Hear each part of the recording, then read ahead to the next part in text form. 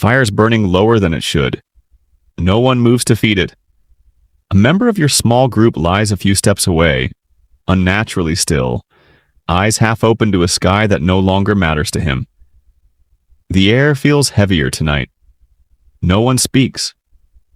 You don't have a word for grief, not yet, but you feel something tightening in your chest. The body cannot stay here. By morning, the scent will travel.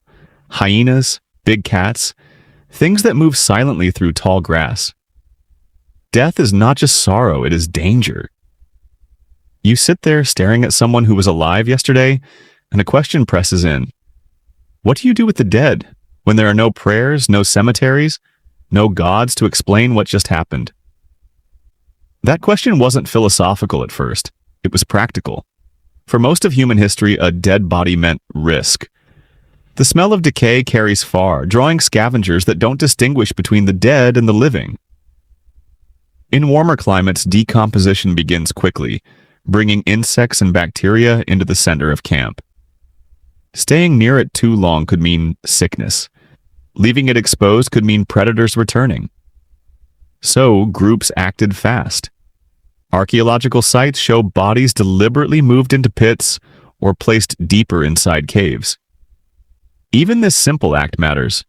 Moving the dead requires planning, cooperation, intention. Most people assume ritual came later, but the evidence suggests something more deliberate was already beginning, far earlier than we once believed. As we look deeper into the archaeological record, the pattern becomes harder to ignore. In caves like Skul and Kafse in present-day Israel, dating back nearly 100,000 years, human bodies were laid carefully into shallow graves.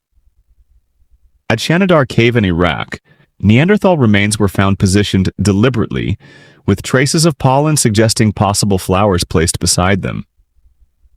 These were not random collapses or natural coverings by sediment. The bodies were arranged, and that is extraordinary. Digging even a shallow pit with stone tools takes time and energy. In a world where survival depends on every calorie, effort is rarely wasted. Burial means stopping, choosing, deciding. It suggests that the dead were not treated as discarded bodies, but as individuals who still mattered. In that sense, our modern funerals may not be inventions at all, but continuations of something ancient. Long before temples or sacred texts, there was attachment. We see it even today in other primates. Chimpanzee mothers have been observed carrying their dead infants for days, sometimes weeks, reluctant to let go. Elephants linger over bones. Something instinctive happens when a social bond is broken. The fossil record hints at the same depth among early humans. Skeletons have been found with severe injuries, crushed limbs, blindness, degenerative disease, yet they lived for years after. That survival would have required care, patience, commitment. Grief, then, likely came before religion.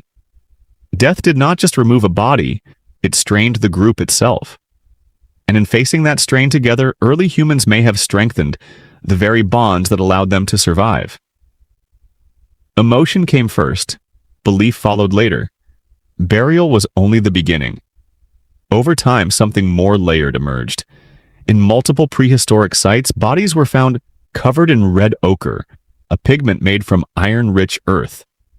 Others were buried with tools, beads, animal bones, or carefully shaped stones.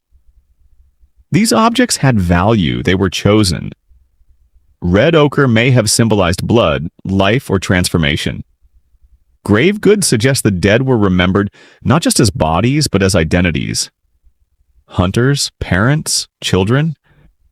Some sites show repeated burials in the same location, returning again and again to the same ground. That repetition matters. It turns a place into memory. Today we build tombstones, hold funerals, gather in black clothing to tell stories. The gestures are different, but the instinct is familiar. In honoring the dead, early humans may have begun weaving shared narratives, and with them, the first threads of culture itself. At some point, awareness deepened. To bury someone carefully, to place pigment or objects beside them, suggests more than hygiene or caution. It hints at the possibility that death was not seen as simple disappearance. Maybe it implied continuation. Maybe it implied respect for something unseen.